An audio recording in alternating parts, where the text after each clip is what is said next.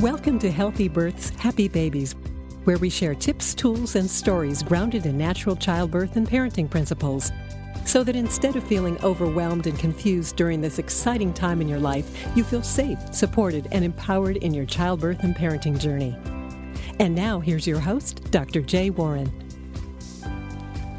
Hello, and welcome back to another episode of Healthy Births, Happy Babies. I'm Dr. Jay Warren. I'm the Family Wellness Chiropractor and the Wellness Care Coordinator here at the CAP Wellness Center. And today I am really excited to bring to you Dr. Bruce Lipton. He's the author of The Biology of Belief, and he has amazing insights and research to share with you today about just how important that prenatal experience is, not only in the genetic expression of your baby, but their psychological outlook in life based on the experiences that you're having in the prenatal experience. It's a great blend of spirituality and psychology and the science of genetics, and even more importantly, the science of epigenetics. It's a new science that's explaining so much and really empowers parents to be able to allow their babies to be as healthy as possible and go out into the world as healthy and as happy as possible. But before I switch over to our conversation, I want to, as always, take a moment to thank our sponsor, the CAP Wellness Center, and deliver this message to you.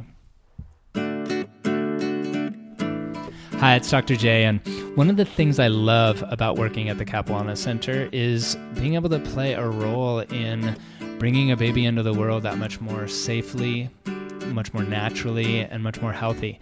You know, it's something that is an amazing gift to give a child, to have them start off their life healthy without the stress and the trauma that can all too often be a part of the birth experience. So I consider it an honor to work with pregnant women to help them with that time during their pregnancy.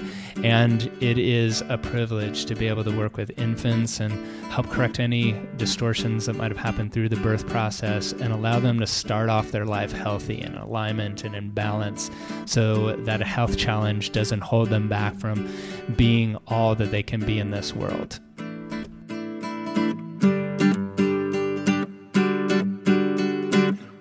And now let me introduce to you Dr. Bruce Lipton. Dr. Bruce Lipton is the author of the best-selling book, The Biology of Belief, and was a former allopathic medical school professor and research scientist.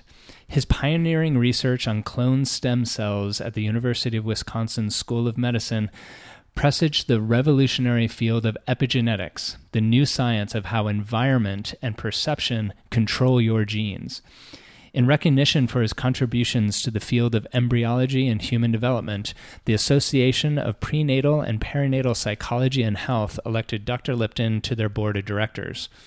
Bruce has taken his award-winning medical school lectures to the public and is currently a popular keynote speaker and workshop presenter on the topics of conscious parenting and the science of complementary medicine.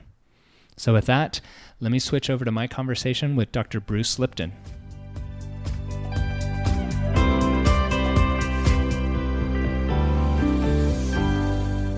All right, Bruce, welcome to the podcast. Well, I'm real happy to be here because this topic is very close to my heart, your heart, and to all the listeners, I hope. Yeah, well, it definitely is. And it's a pleasure to have you on the podcast because it's been years that I've been following your work. We talked a little bit before we started the interview that it was back in the mid-90s that I first came across your work when you were faculty at LifeWest Chiropractic College when I first started chiropractic school. And back then, the course you were teaching was called fractal biology. And is that the same course that you're teaching and that your biology of belief really evolved from? Oh, absolutely. And it gets a little deeper because we changed the name of the course, but it's still very much exactly the same. But today it's called The Science of Vitalism. And it really emphasizes what I was emphasizing back in the mid-90s is that we have to start recognizing that there's a lot of control in our biology. It has nothing to do with genes and everything to do with an energy. And an energy means a thought or an environment and what's going on around you. And that's where we're beginning to find the control of life.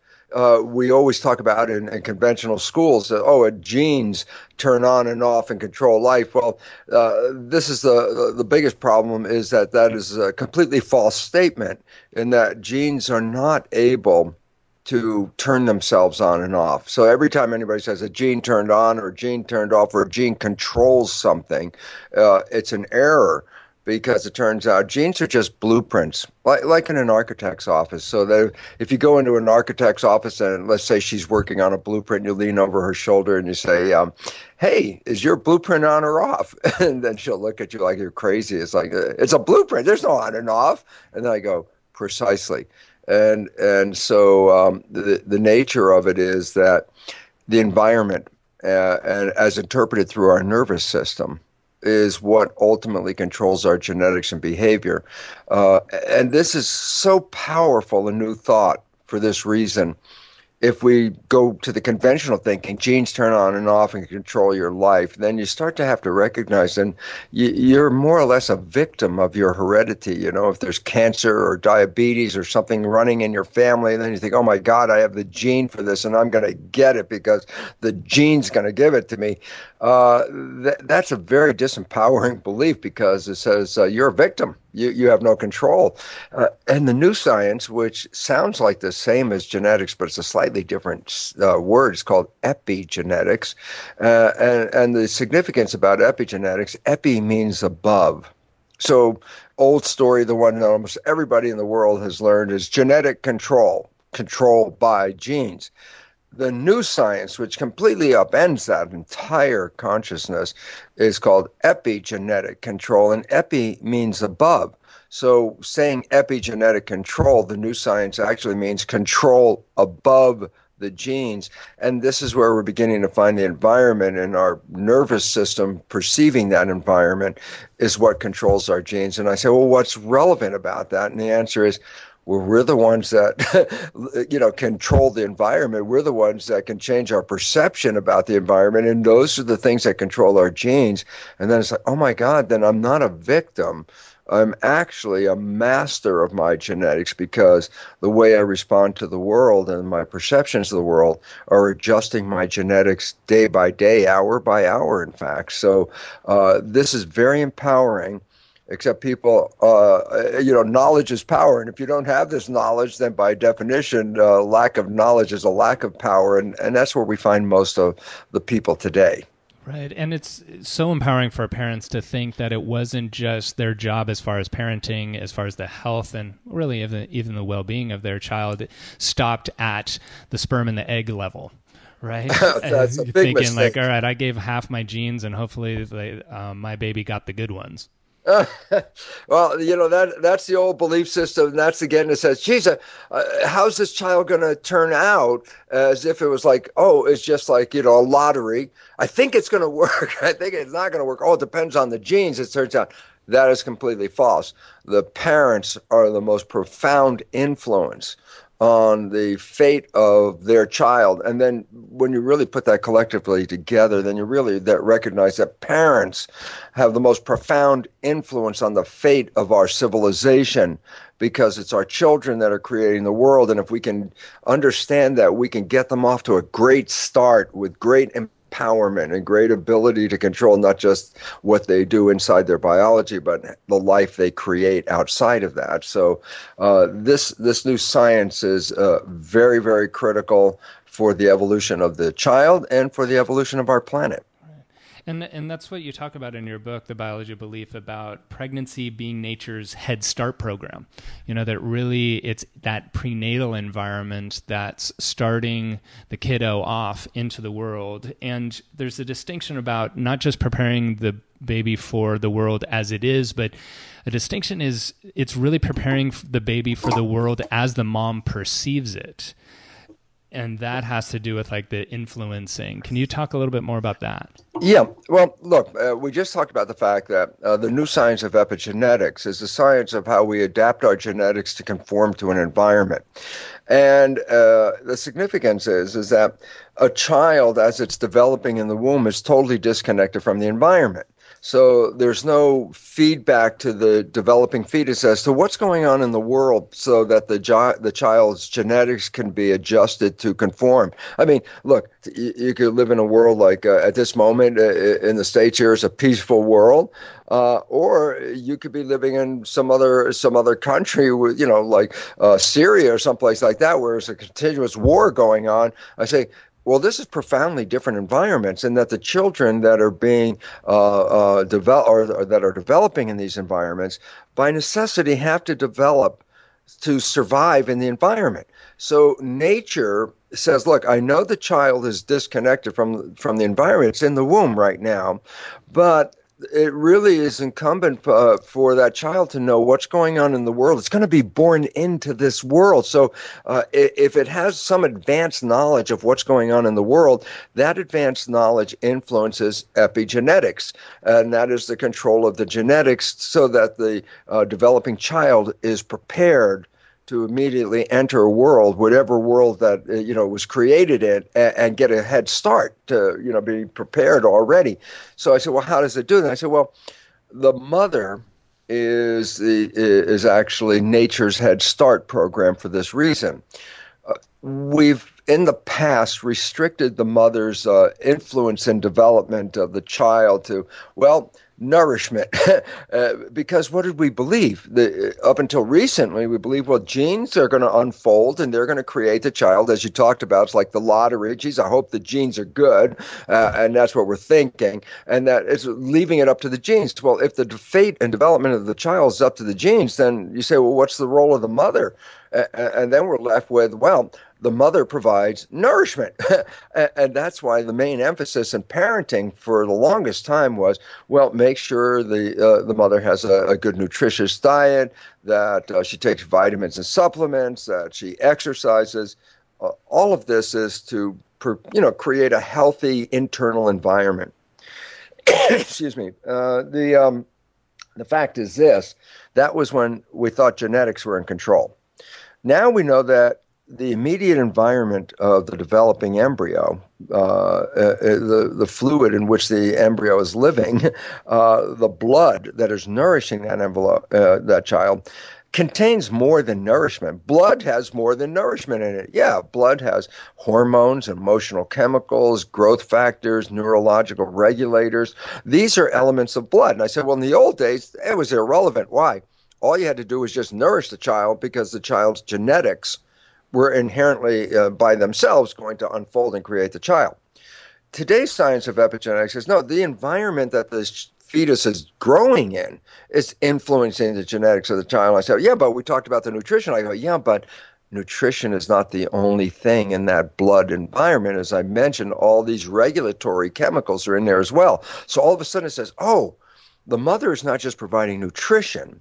The mother's providing information. I say, well, what does that mean? I say, look, the mother is responding to the world, and her biology has to be live time, adapting and adjusting to what's going on in her world. So she's seeing the world, and her nervous system is interpreting the world and releasing chemistry that complements that world. Just to give us a simple example, if you're sitting here right now and you open your eyes and you see someone you love, your brain's going to release some wonderful chemistry. It's going to release dopamine for pleasure. It's going to release oxytocin for bonding. So you bond to the one you love. It's going to release vasopressin, another chemical that goes in your blood and adjusts the biology of your cells, makes you much more attractive to your mate. And when you open your eyes and your brain sees someone you love, the brain also releases growth hormone, which by its name tells you what it is. And I say, what's the relevance of all these chemicals coming out of the brain when you open your eyes and you see love? And I say, it's a chemistry that complements love. It opens one up. It provides bonding. It makes you healthy. I mean, people, when they fall in love, look how in love they are. See how they glow. And I say, that glowing, that health that comes from love is because of the chemistry released by the brain when it sees love. I go, but the very same person, if they open up their eyes and see something very scary in front of them, the brain is not going to release the chemicals of love. It's going to prepare the body for fight or flight or protection. So when you see something in the world that threatens you, then you start to release different chemistry. You start to release stress hormones like cortisol or inflammatory agents that affect the immune system. So I said, wait a minute. The composition of the blood changes as you respond to the world, and that composition is what adjusts your genetics. So the point is, how you respond to the world adjusts your genetics so your biology can adapt. Now we go back to the child, and I go, the mother is responding to the world. Let's say there's something stressful in the mother's world. And I say, in response to that stress, it could be a marital problem, it could be a monetary problem, whatever, it's some threat. And I say, well, all of a sudden the mother is now on guard, like, oh my God, I have to take care of all this. And I go, yeah. So the mother's blood has these stress hormones in it. And I go, that's getting her ready. I say, yeah, but if a fetus is developing in the mother, it's being fed by the mother's blood. Yes, we talked about the nutrition from the mother's blood, but now we also have to bring in those other elements. The stress of the mother's is in the cortisol in her blood. When she's stressed, the blood going to the fetus also contains cortisol. So why is this relevant? The fetus is now experiencing stress, the same as the mother's experiencing it. And I say, what's it doing? Well, it's adjusting the genetics of the child to adapt and adjust to that stress. And I go, so point, a woman is carrying a child in a very healthy, happy environment, then the blood that's going across the placenta is carrying wonderful chemistry of growth and health and harmony and all that. And the fetus responding to that blood is going to adjust its genetics to a happy, healthy environment. In contrast, if the mother grows up in a stressful environment, then the fetus is already being adjusted for fight or flight because the stress hormones from the mother are being carried with the blood into the fetus, which adjusts the same endocrine mechanisms, the same glands, the same, getting the baby ready as if the baby is in fight or flight. Now, the interesting thing is this. The mother has a conscious awareness of the stress in her world. There's a consciousness, my husband's job is insecure. We may not be able to afford to have the baby. She has a complete understanding in her consciousness, and in that process releases the stress hormones. But then I have to say, but the fetus doesn't have any consciousness of what's going on. All the fetus has is the world is stressful because that's all it knows. It's the chemicals of stress, but there's no reason for the stress. Now, here comes the interesting part. Behavior, if we could relate it by analogy to a song, I say, well, a song has music and lyrics. And I go, well, behavior then has like music and lyrics, but the music are the emotions that go up and down, just like music. And I say, so what's the issue? I say, well, if the mother has a repetitive pattern playing the same music, a stress music, if she plays this repetitively, then the fetus is repetitively learning the pattern of stress because the mother's stress hormones in pattern affect her, but they also cross the placenta and affect the child. And I go, okay, what are we coming down to here, Lipton? What's all this stuff going on here? And I go, here's the point.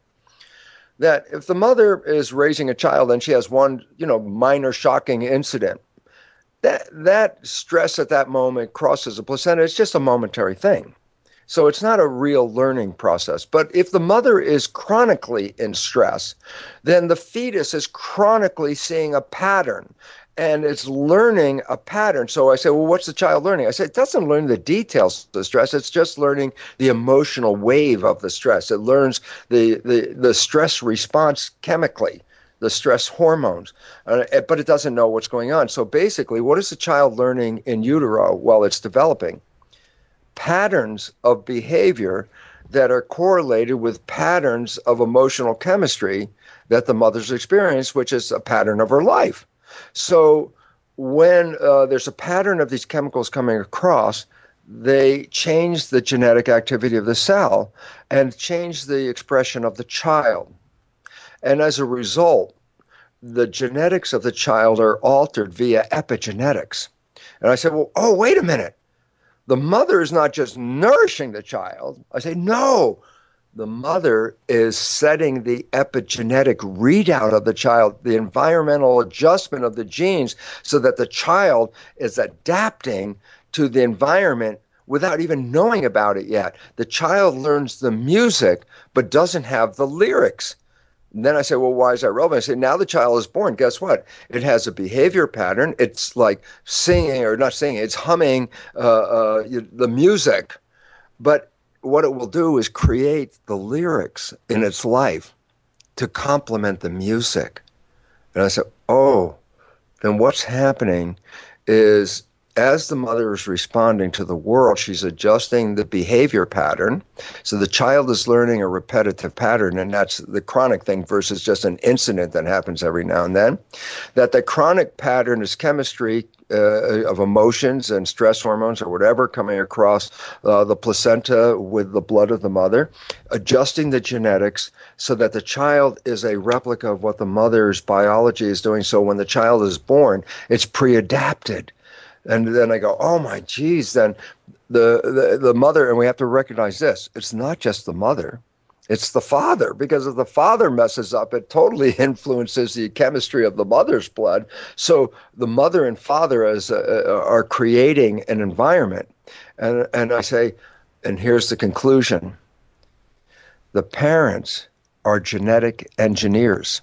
The child is born with basic genes, but how those genes are being expressed, that's epigenetics, is controlled by the environment and the perception of the environment. And the child is getting perception of the environment because of the chemistry crossing over. So parents are genetic engineers. They're shaping the development and health of that child long before it's born. This is very, very critical because most parents have no idea that they're influencing this, because as we just talked about, well, geez, I hope the good genes come across. It's like the genes are coming across. Good or bad is an adjustment during a fetal development period. So this says the role of parents is far greater than just providing nutrition. The role of parents are programming the fate of that child. And this programming of fate is actually for the first 7 years.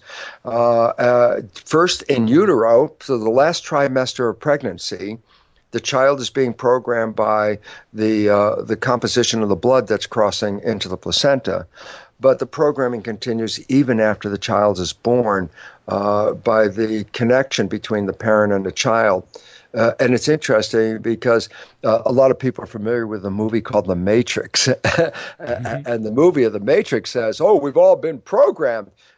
And the biology is, yes, the Matrix is not a science fiction. It's actually a documentary, because a child is programmed in the first 7 years of its life, with the beginning of the program starting in the last trimester of pregnancy, where the repetitive emotional and neurological hormones released by the mother's system in response to her world is programming the behavior and genetics of that fetus before it's born.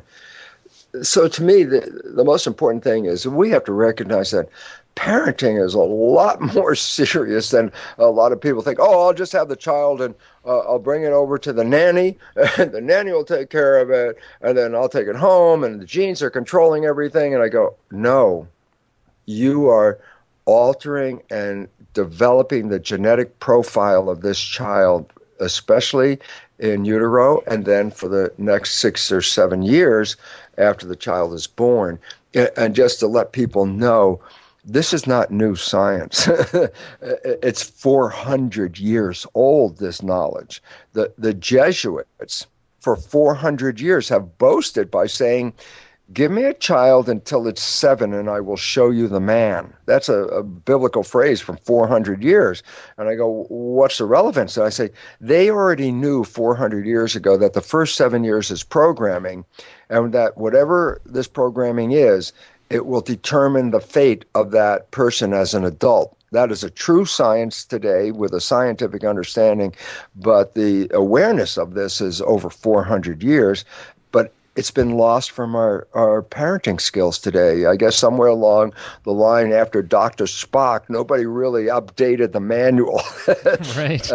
of what the changes are, and they're profound. Well, Yeah. And I think that the moms that are coming in that I'm working with prenatally, they're understanding that, but at the same time, there is an element of thinking, all right, well, all the stress I'm experiencing in this pregnancy because I'm getting used to the thought of being a parent and how are we going to figure out the house and finances, and job, that's another big thing, is it's almost like, well, let me get through the pregnancy and then I'm going to change my life once the baby's born.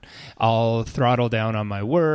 I'll start taking care of being more relaxed and those kind of things. And it makes perfect sense of why, we're teaching in our birth classes about creating a peaceful environment throughout the pregnancy, which can be a challenge, but is a big job because of what you're just saying, is that if you're in a fight or flight response, your baby's in a fight or flight response, and that means the blood's being shunted away from the organs and the brain. It's going to the extremities, which will make a strong physical external body to deal with that stress. The blood flow's not going to the extreme or to the organs, and then those kids are having health problems coming in. As you said, and here's the point. What you said, and the science behind it is very simple: is that blood is the carrier of energy, and so what happens in the biology is the blood carrying energy goes to where energy is needed, and in growth. In a happy growth environment, most of the blood is focused on the viscera and the brain, and the forebrain especially. The forebrain is where consciousness comes from. And then I say, but in a fight or flight response, emergency, adrenaline, or whatever it is, the blood, the energy is not needed in the viscera. The energy, as you've mentioned, is now needed in the arms and legs, fight or flight. I got to run. So the stress hormones shut down the blood vessels in the gut, restricting the flow of blood in the gut, pushing the blood, therefore, to the arms and legs, because that's where we need the energy when you're running from that saber-toothed tiger.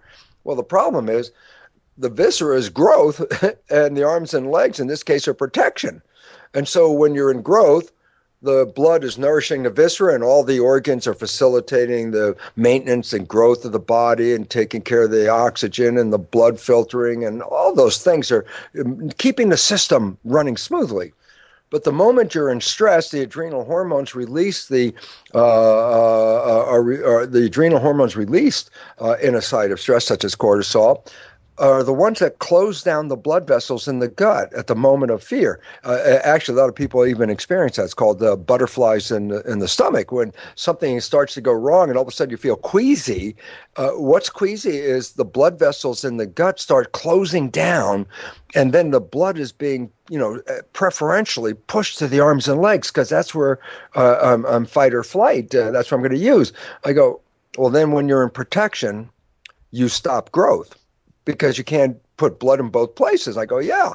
And here's the other critical one. Parents must know this, that when you're using fight or flight, you're using the muscles, arms and legs, and you're going to use those for fight or flight. And the significance is the control of those muscles is really the hindbrain, reflex, stimulus, response. It's muscle control, okay? Hindbrain.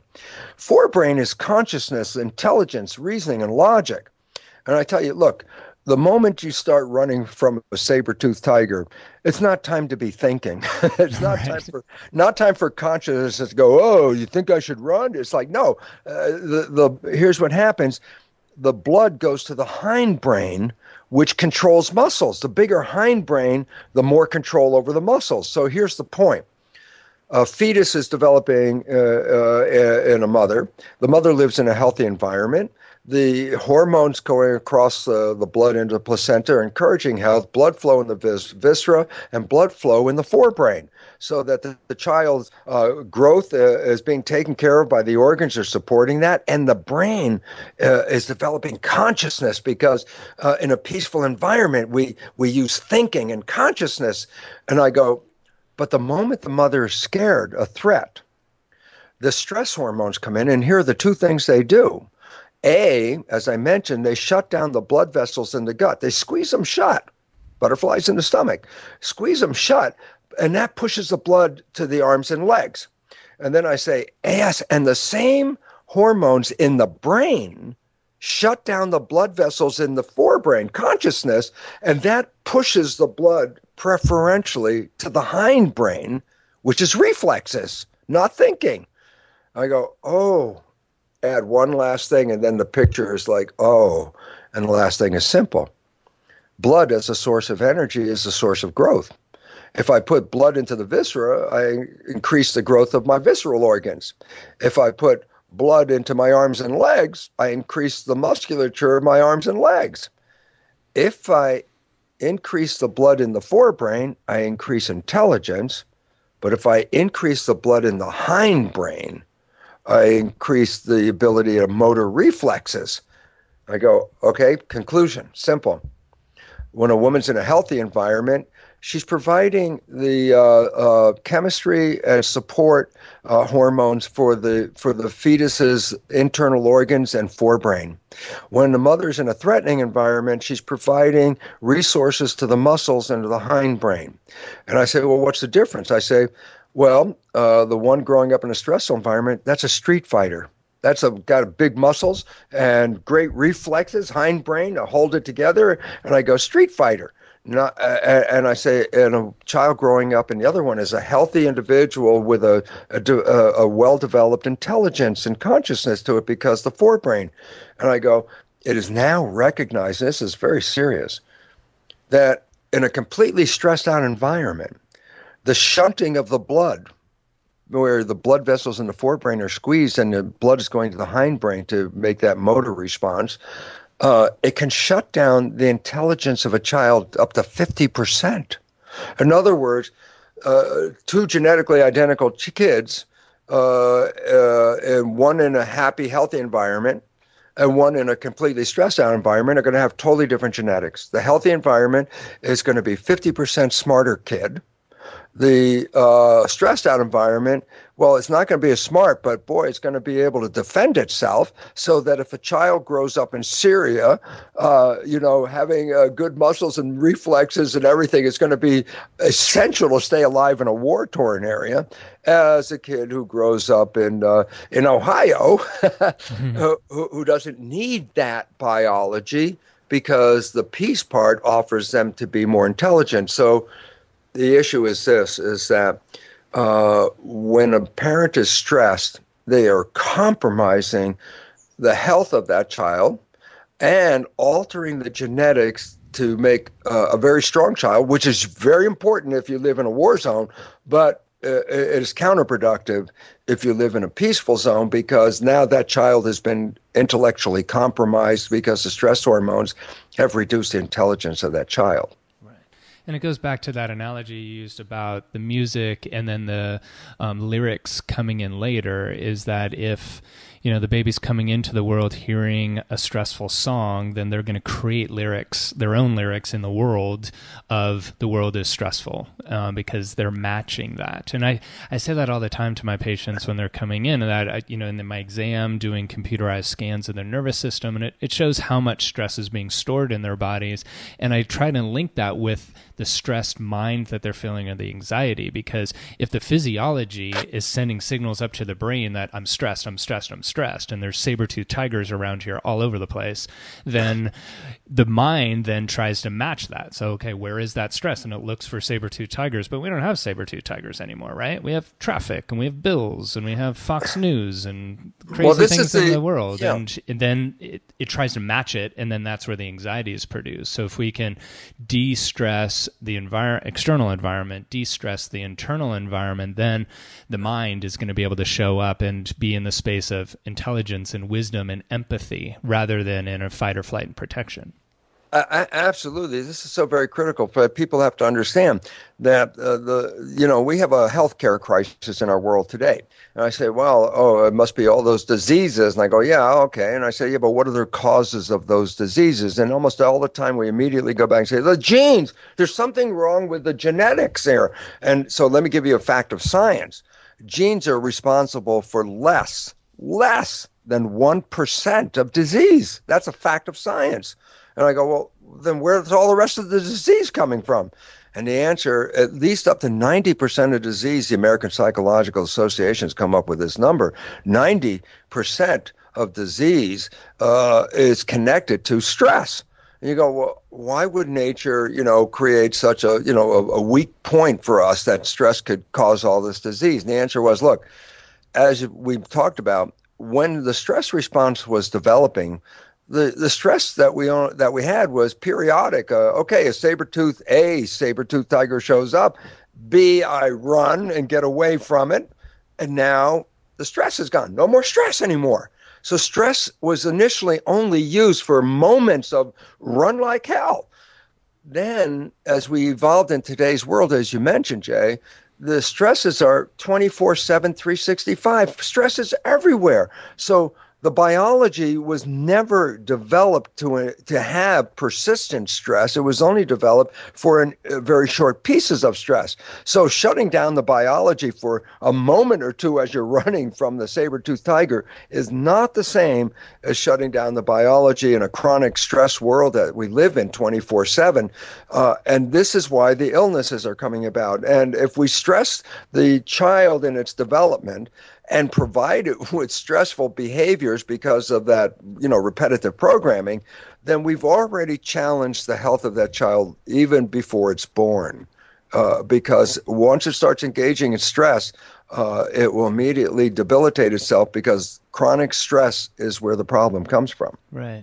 And I think that's important for the parents that already have been through the pregnancy experience. They have their children and be like, oh my gosh, I can't do anything about my experience I had during the pregnancy because it's already done. But what are things that parents can do now as far as the environment they're creating for their child to be able to, give them a leg up? Well, the first important thing is this, is epigenetics is not a permanent change in the genetics. It's actually just the way the genes are read, and it's not permanent. Epigenetics, by its definition, can change during the conversation that we're having on this program right now. Genes change in that quickly. Why is this relevant? Oh, well, okay, let's say I reflect back and go, well, as a parent during that developmental period, things are really rough and stress, and oh my God, now I've affected my child. And I go, yeah, but the child's got 7 years of programming ahead of it. Once you change the program, the child will adapt to a new program. But then it means you have to now create a habitual problem. Habit is what causes the change. As I said, a parent experiencing a moment of, oh my God, a car accident, stress, boom. That's not going to change the fate of the child. But if the parent has a car accident every day, well, then that will change the child. So it's the repetitive habitual pattern.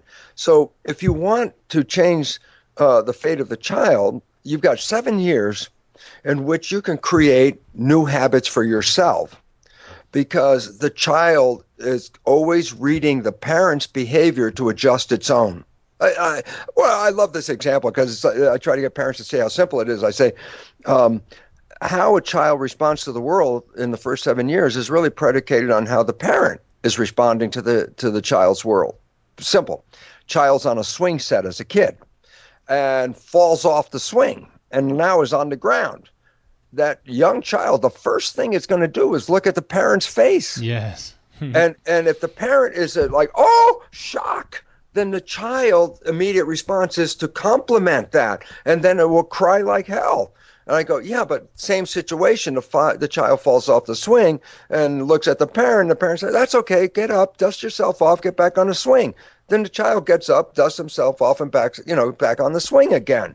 I say, well, then the fate of the child at that moment was based on observing the parent. I go, precisely. This is how the first 7 years of a child's life is programmed. It has to use those that already know the program, and then and when it watches them, it adopts that behavior. So the child, after falling down, has to look at the mother to see what's her attitude about what happened. And the difference is one kid gets up screaming, crying like crazy, and the other one gets up and gets back on the swing. And I go, that behavior, what was the difference? I say, it wasn't in the child. It was in the response of the parent. And this is very important. Parents have to know this. Ultimately important stuff. And that is this. the child in the first week or so of its life learns the face of the parents. That's the first thing it has to learn. It's like imprinting. It has to know who are the parents, watches these faces. And then within another week or so, here's profoundly important, the child can distinguish if the face of the parent is a happy face or an angry face or an afraid face. It can see the face.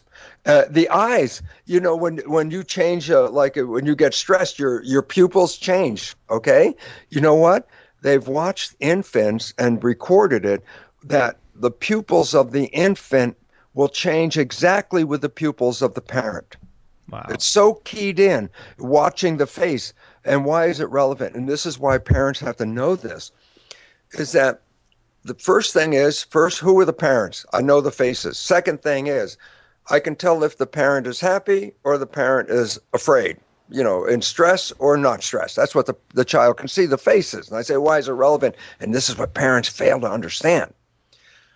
That infant has a genetic program, and that is instinctively, when it encounters anything new in its world, its program is to first look at the parent's face after it encounters something new. The reason is this, is the child is now going to get a connection with this thing that it just experienced. Well, should I like it or should I be afraid of it?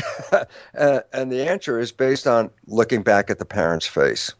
Mm-hmm. If the parent has a fear like, oh my God, the child will then look back at whatever it first recognized. See, here's the story. The child comes across something new, looks at the parent's face, determines if the parent is, giving me the, okay, it's a great thing, it's okay, or a face that goes, oh my God, that's a scary thing. Because the moment the parent does that, the child now takes that thing it just saw and gives it a label. It's good or it's bad, based on what? The parents. I go, this is relevant to a very important thing. Why?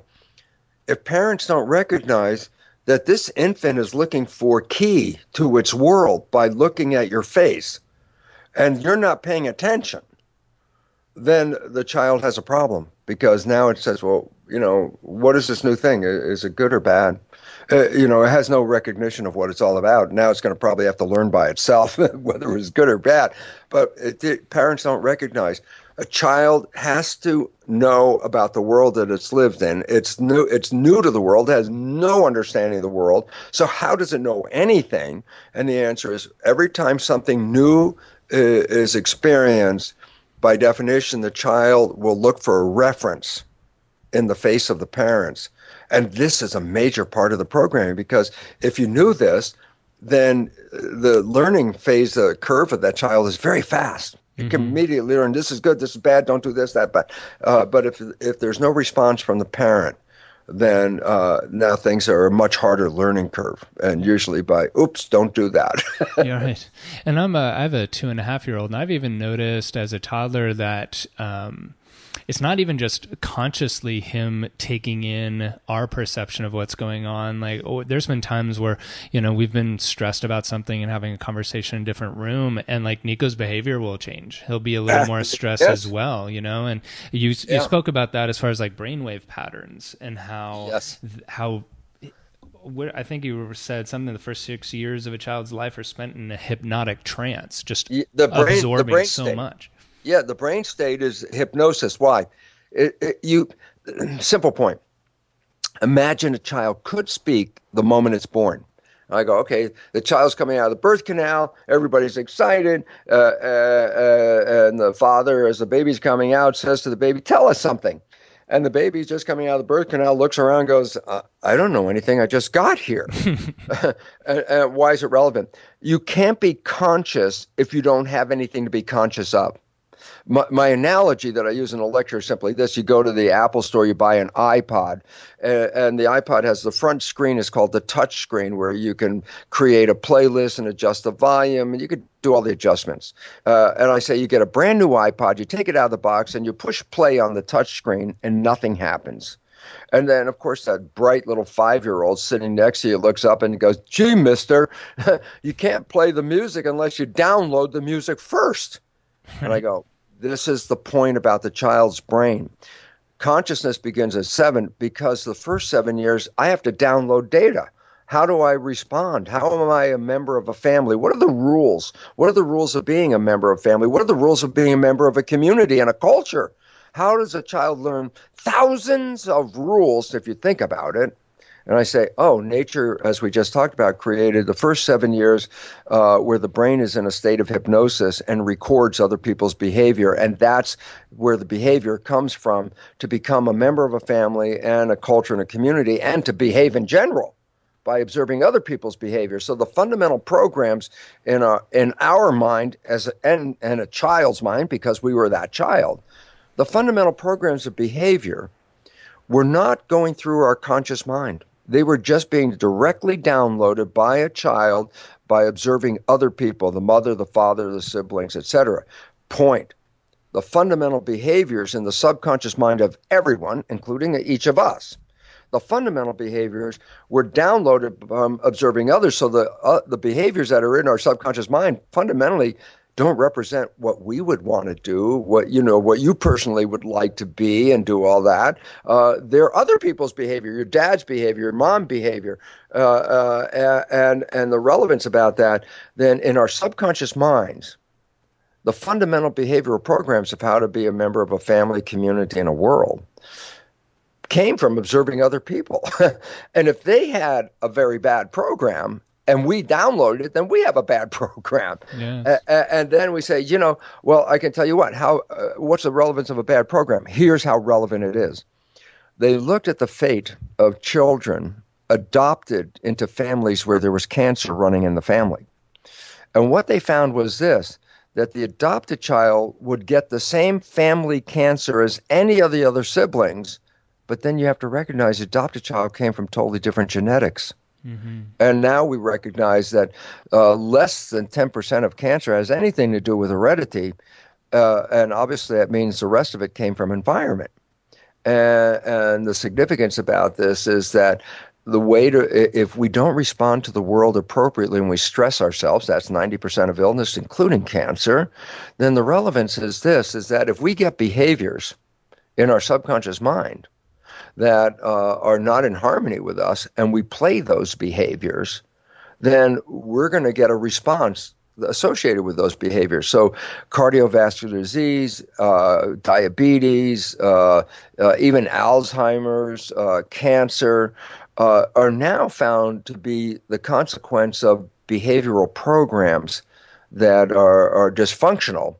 And that the cancer is a symptom, not the problem. The cells were not stupid and made cancer.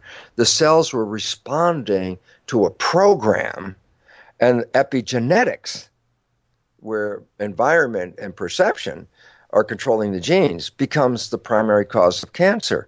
It's not genetic. And I say, yeah, but epigenetics is based on our response to the world and our behavior. And I go, yeah, and then we back it up. And I go, and most of that fundamental behavior that we express in the subconscious wasn't even our behavior. We got it from other people, and that's why things run in families. Musicians, their children become musicians. They got the music gene. No.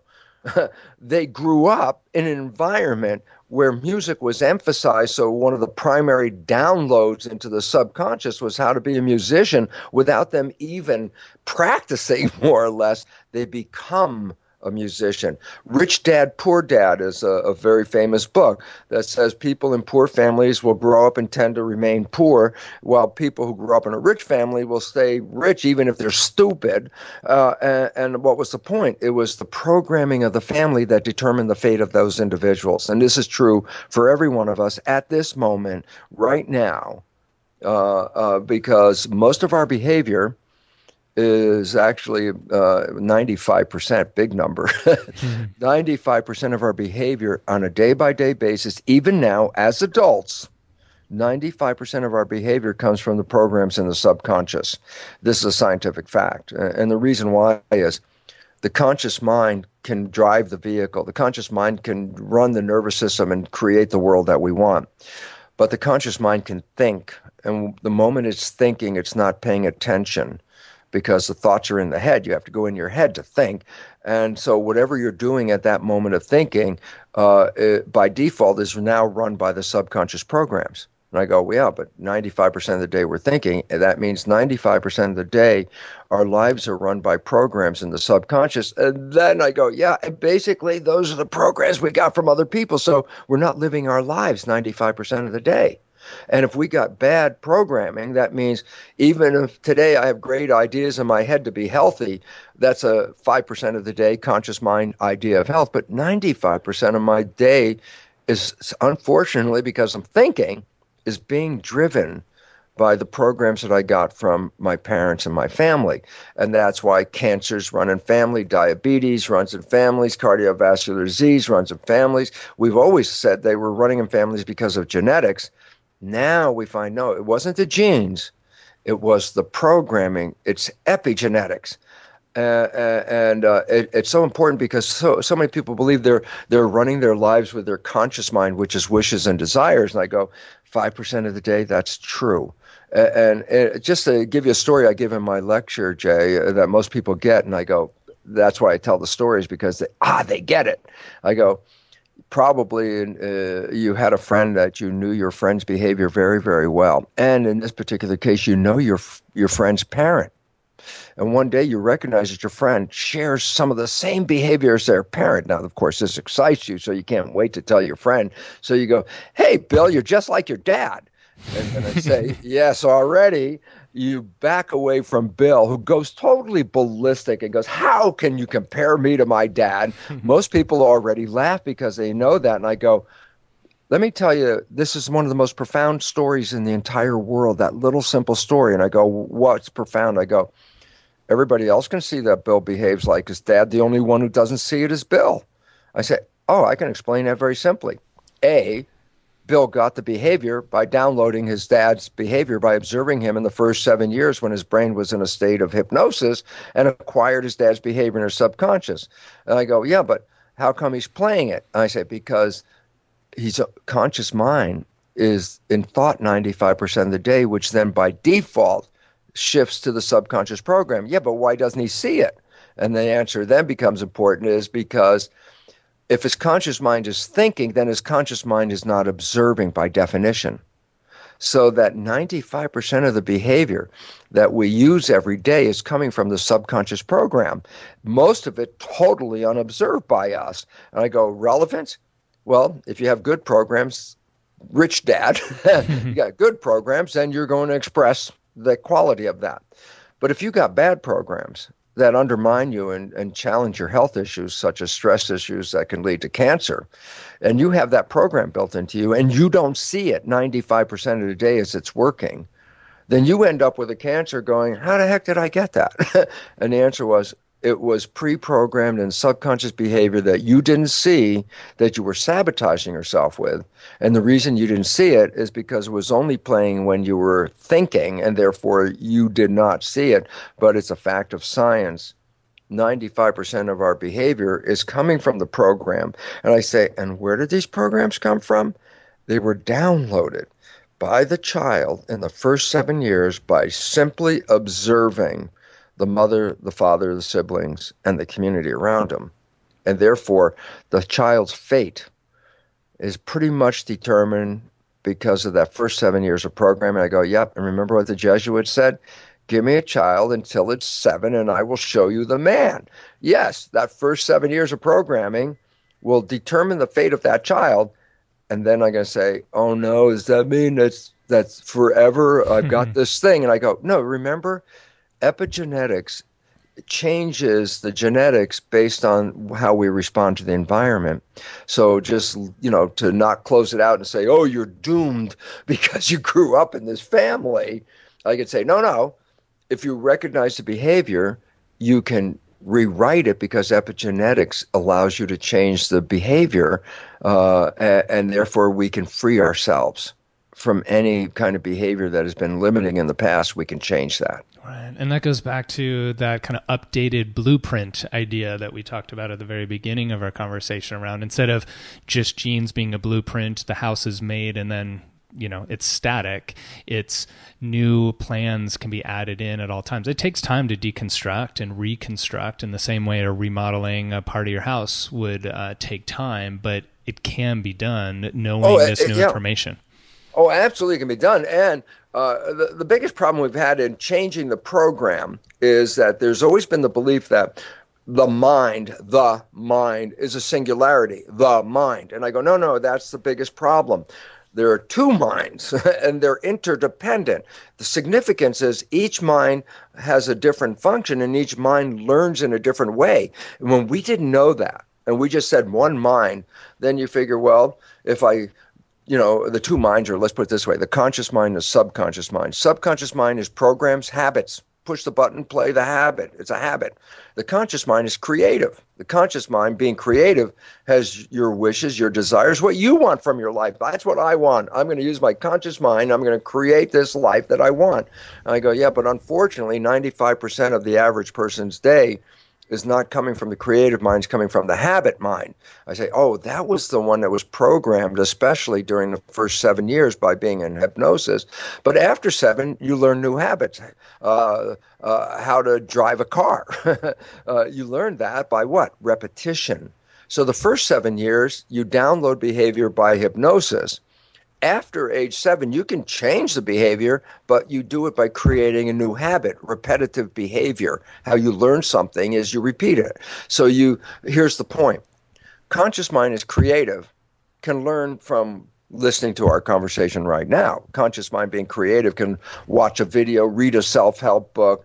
It can even go, aha, and change the conscious mind. And I go, well, the relevance then is the conscious mind is very creative, flexible, and changeable. And I go, yeah, but the subconscious mind's the habit mind. It resists change. Habits are good. A habit, for example, is walking. You learned how to walk when you were an infant, right? But you never had to relearn it again unless you had some major accident in your neurological system. The same pattern of behavior was a habit that you learned around 1 or 2 is still working today. You don't have to think about how to walk. It's a habit. It's instantaneous. So habits are great. Bad habits are bad. Right. So the idea is this. We are running from habits 95% of the day. And as I said in Bill's story, most of us don't even see the habits because they're running unconsciously 95% of the day. Subconscious means unconscious. I go, well, what's the relevance? My conscious mind is creative. My subconscious mind is habitual. And therefore, and here's what my conscious mind read the self-help book. I learned, oh my God, this is what I should be doing. I go, great. Then I say, did the subconscious mind learn? The answer is no. Why? It doesn't learn from one reading of a book. It learns from hypnosis, or it learns from repetition. So reading the self-help book once educated the conscious mind, but never changed the subconscious program. Issue. You only run your life with a conscious mind 5% and subconscious 95% of the time. So you could read all these self-help books. You could have the smartest conscious mind in the world, but you still have a crap life because all that consciousness did not get picked up by the subconscious. That's what we used to think. If my conscious mind knows it, my subconscious mind should know it. And I go, absolutely biggest mistake in the world. The conscious mind learns in a different way than the subconscious mind. So all of us generally have really much smarter conscious minds than we have subconscious mind, because the subconscious mind is the program.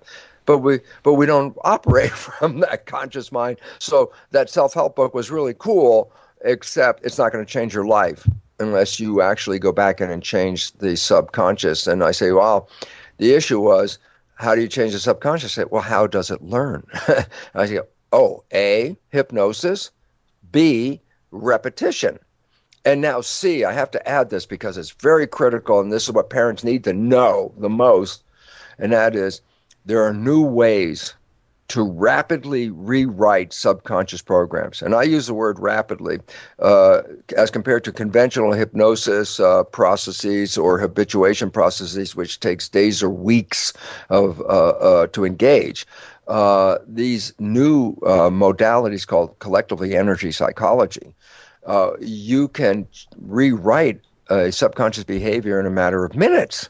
And this is what we need now, because human behavior is not only self-destructive, that's why we have a healthcare crisis, but it's also affecting the health of the planet. And so we all have to change behavior, because the behavior we're living in today is causing an upheaval in the environment that's causing our own extinction.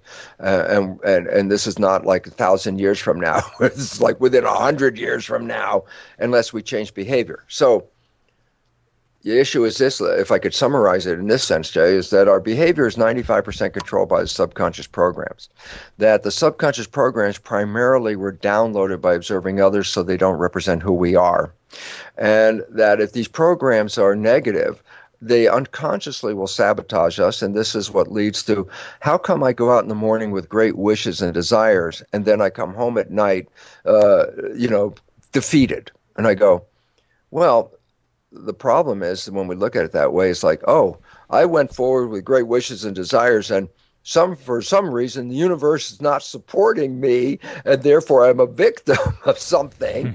And now we find out it's not a victim of outside, it's a victim of inside, meaning you went forward with conscious wishes, which are creative, but then you spent 95% of the day playing the subconscious programs, and psychologists will tell you the vast majority of those programs are disempowering, self-sabotaging, and limiting. And I say that 95% of the day, you are not operating from those wishes and desires. You are actually defaulting, playing those negative programs. I go, yeah, but you're the one, like Bill, that doesn't see it. So when you come home and you didn't accomplish the task, or because we didn't see we were involved, there's a tendency to believe, oh, the universe isn't supporting me. But now this story is, no. What you brought home at night was because of the behaviors that you played 95% of the day that you didn't see. And this is unfortunately called personal responsibility, which is difficult for people. But the reality is that we have to change our programs. And a last point just to help people with this is that, well, geez, I got programmed in utero last trimester. I got programmed from the moment of birth through the age 7. What the heck were the programs? I can't tell you what the program that I learned when I was 0 or 1. I especially can't tell you the program that I learned when I was in utero. And now all of a sudden you say, oh my God, then how will I know what the programs are? So I want to make it easy for everybody. And the point is simple. 95% of your life is coming from the program. So basically, your life is a printout of your subconscious programs.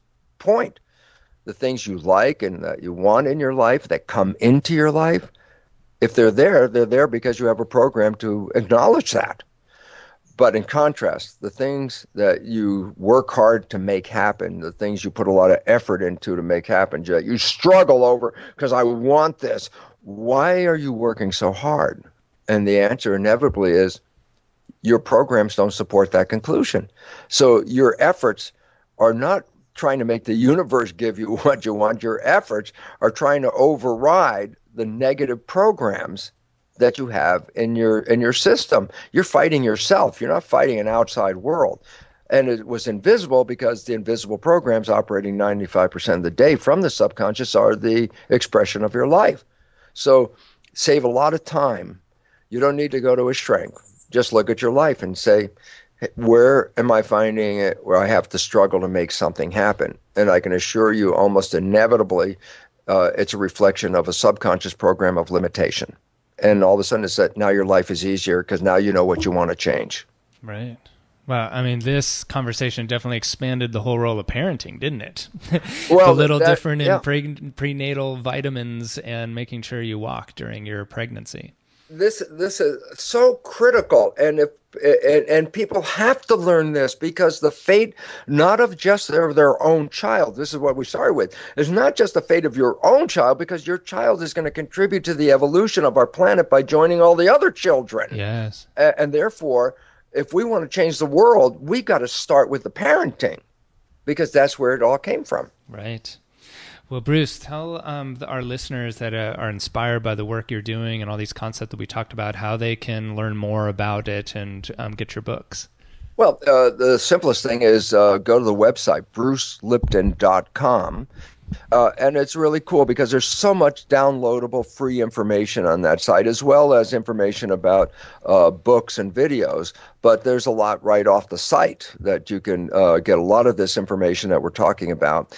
And it's very critical because we keep looking outside, waiting for the world to change. And the fact is, no, the world's not going to change until you change the inside first. Right. And this becomes very critical. And to give just, I need to just give this because I feel it. I got to give people an insight. I said, look, our life is somewhat like the movie The Matrix, that we've all been programmed.